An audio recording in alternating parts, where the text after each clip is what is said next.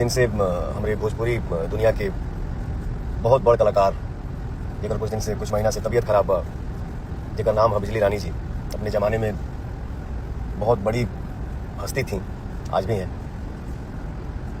तो इनकर तबीयत खराब हो गई बा, तो हम कल अपने भाई ऋतिक से बोलने कि बाबू एक ठो गाड़ी भेज दो और चाची के बुला दो, तनी अच्छे से दिखवा दिया जाए। बीमार पड़ी और किडनी की बीमारी ने उन्हें अंदर से तोड़ दिया। तब पूरा भोजपुरी इंडस्ट्री चुप बैठा था, न कोई फोन न हालचाल, जैसे सबने मुंह मोड़ लिया हो।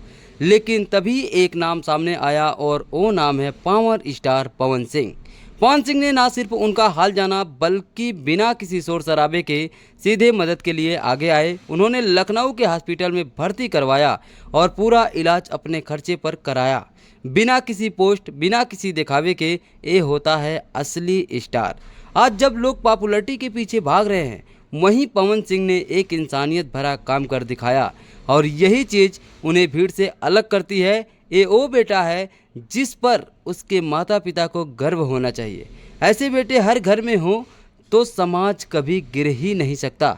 लेकिन सवाल है कि बाकी सबसे भी तो बनता है। क्या खेसारी लाल यादव, निरहुआ, रितेश पांडे जैसे बड़े नामों को नहीं दिखा कि एक कलाकार मौत से लड़ रही है? क्या स्टारडम इतना बड़ा हो गया है कि इंसानियत पीछे छूटती जा रही है? भोजपुरी इंडस्ट्री सिर्फ फिल्में नहीं है, ये एक परिवार है और जब परिवार में कोई बीमार होता है तो सब साथ आते हैं।